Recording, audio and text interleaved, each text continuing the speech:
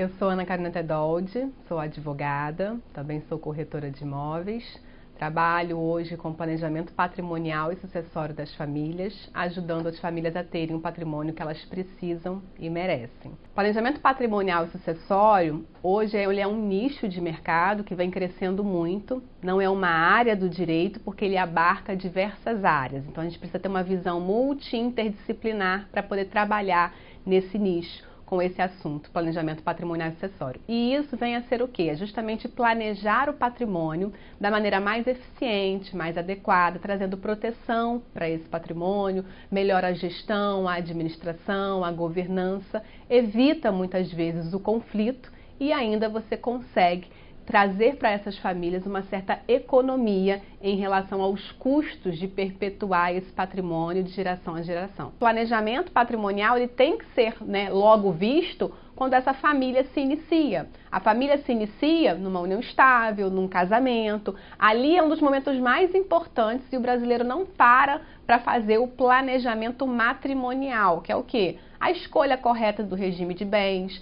Se hoje o que eu tenho é uma união estável, por que não formalizar essa união estável através de uma escritura pública de união estável, escolhendo o regime de bens, escolhendo as regras do jogo antes de você estar inserido nele? A mesma coisa o casamento. Quem vai se casar realiza um pacto antinupcial também, que é através de um instrumento público no cartório de notas, para quê? Para escolher os regimes de bens e outras questões, inclusive existenciais desse relacionamento. E aí você já inicia essa relação, essa família, com todas essas questões já ali dirimidas. Isso tudo precisa ser visto e eu sempre digo, planejamento patrimonial, ele tem que começar lá no início da família mesmo. Além de advogada, também sou professora, dou aulas em algumas pós-graduações e tenho atuação junto à Ordem, a OAB, a Ordem dos Advogados, a nossa classe, em que eu presido, inclusive, algumas comissões. A Comissão Nacional de Planejamento Patrimonial e Sucessório, atualmente da ABA, Associação Brasileira de Advogados, e a Comissão de Empreendedorismo Jurídico da OAB da Barra da Tijuca, aqui no Rio de Janeiro. Por conta disso, muitos advogados começaram a me demandar sobre esses conhecimentos voltados para o planejamento patrimonial e sucessório que eu já atuo na minha prática. Foi aí então que eu lancei um treinamento online, que é o Família 360, que ele é voltado para planejamento patrimonial e sucessório. Por que esse nome, 360? É justamente porque eu entendo que a família, a gente tem que atuar com uma visão 360 graus, tanto da família quanto do patrimônio, que são esses valores maiores que a gente lida com o nosso cliente. E aí, então, esse treinamento é um treinamento online, com aulas online já gravadas e também aulas ao vivo.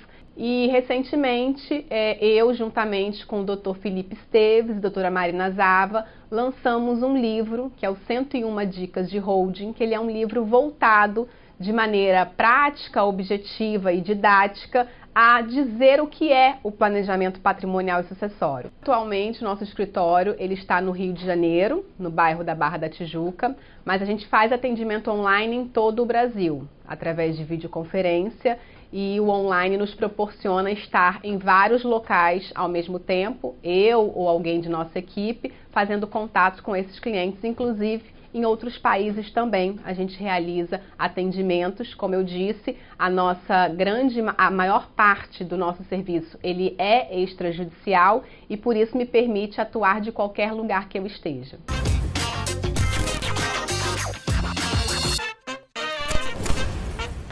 Sou Vinícius César Tomiato, sou formado em Direito, Ciências Contábeis e Administração e o foco é contabilidade. Faço o que eu gosto.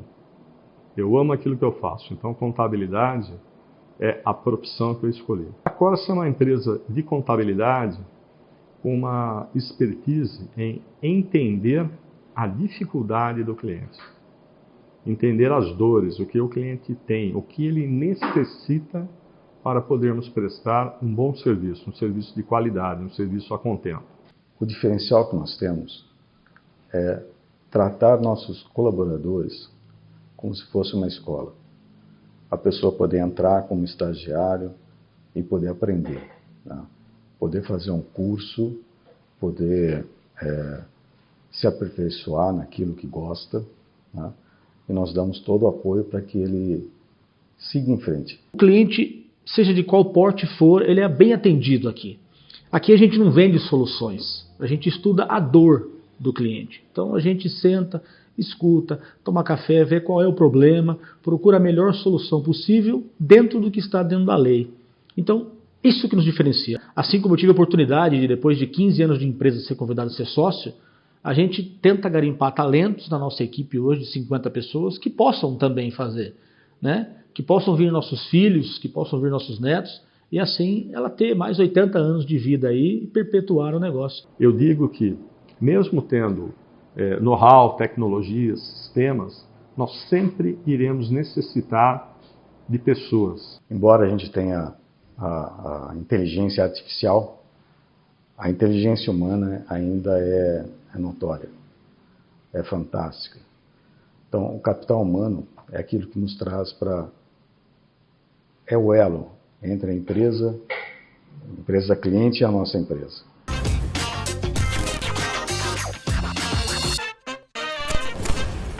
Eu sou Paulo Roberto Mussi, eu nasci em Andirá, no Paraná.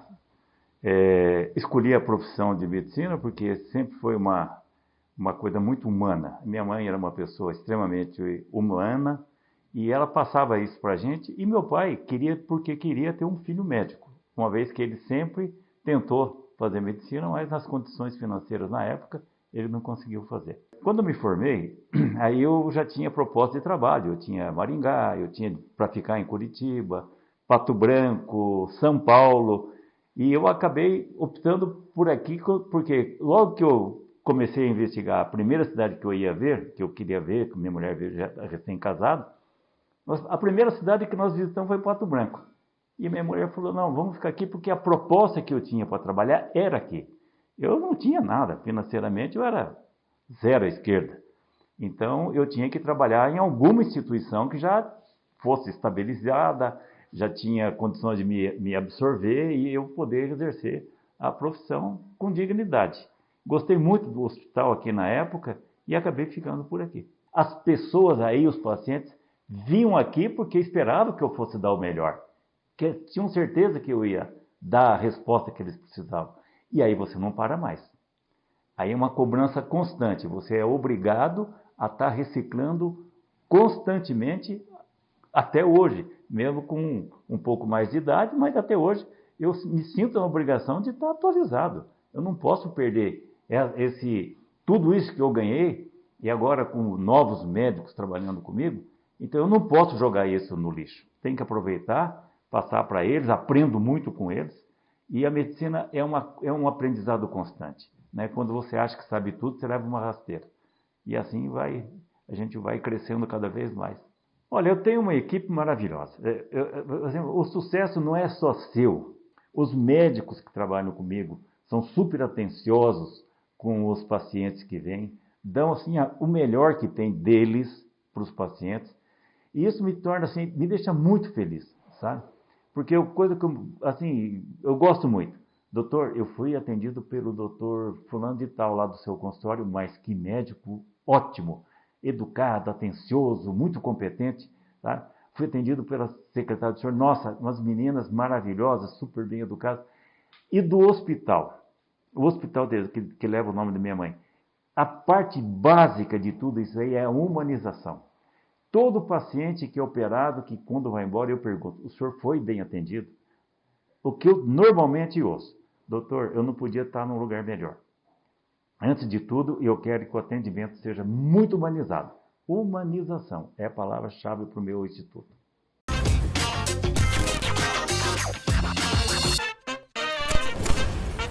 Nasci em Araçaí, sou a mais velha de 6. Lá é um lugar bem difícil, meus pais não tinham condição alguma.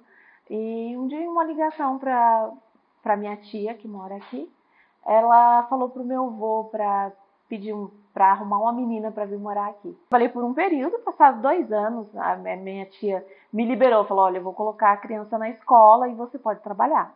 Após 2 anos, conheci o meu esposo. Com o passar dos anos, a gente casado, veio as crianças. E ele sempre com desejo de ter o negócio próprio. Um dia surgiu um convite de um amigo. Trabalho com óleo, tô sem grana, você não quer entrar junto comigo no negócio? E ele começou. Você vê a reciclagem, o óleo, é uma oportunidade. Algo que geralmente ninguém olha para isso. Quem que olha para o óleo? O que é o óleo? É só um negócio que te dá trabalho para jogar fora. A espiritualidade nos ajudou como? Isso é um pilar, na verdade. Porque inúmeras vezes a gente encontra dificuldade. Em qualquer negócio, qualquer coisa na vida que você vai fazer, tem as dificuldades. E a gente pensa em desistir, tem medo, né?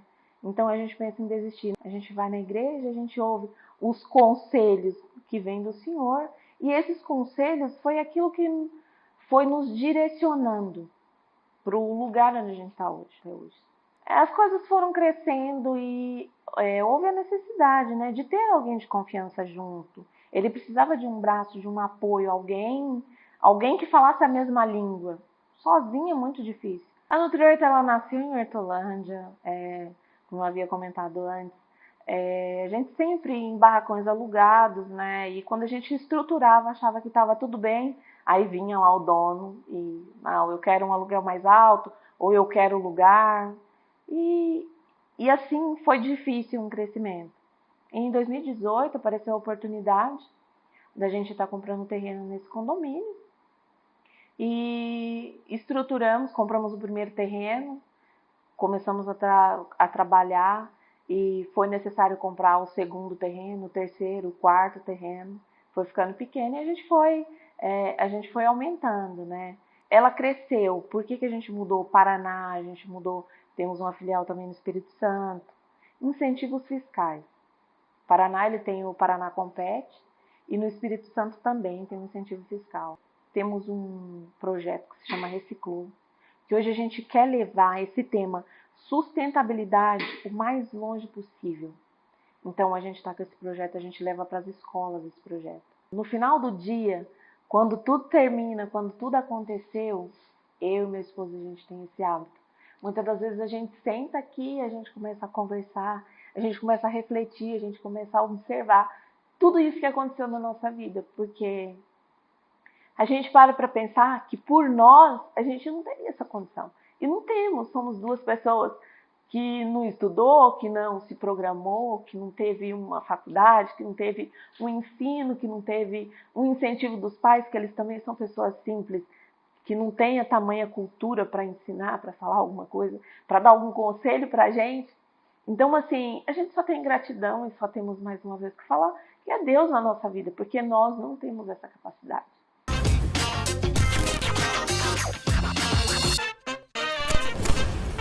Tinha um sonho há 30 anos atrás aqui no hospital que a gente trabalhava em Brasília, no Hospital de Apoio de Brasília, de criarmos uma abordagem diferente, onde cada profissional envolvido pudesse ofertar o seu melhor. Às vezes a gente fica mais no olhar, né, emocional, o que a pessoa está realmente vivendo, né? E quando a gente troca e esse paciente está passando por vários profissionais, a gente amplia nosso olhar. Às vezes algo que ele percebeu na consulta, ele traz e eu, por estar com o olhar um pouco mais fixado, nossa, eu não percebi desse jeito. Então, quando você pode, com a permissão do paciente, dividir com outras pessoas e você pode propor um atendimento para o paciente mais completo, isso dá muito prazer, porque a gente vê que o alcance do que a gente pode fazer para o paciente é muito maior. Com a acupuntura eu já começo a fazer o tratamento de vários sintomas, então tanto a parte emocional, a parte digestiva, a parte da dor, o sono, porque geralmente esses pacientes entram em depressão por causa do tempo de dor, eles não conseguem trabalhar, então eles não têm qualidade de vida. Então, à medida que eu vou fazendo o tratamento com a acupuntura, eu diminuo a quantidade de medicamento e, ao mesmo tempo, a paciente começa a voltar à vida funcional, aí eu já começo a orientar a procurar nutricionista para tentar mudar hábitos de vida, a parte psicológica. Então, eu tenho como fazer o tratamento com a acupuntura da parte emocional, mas o apoio da psicologia, eu consigo fazer o tratamento ficar bem mais rápido.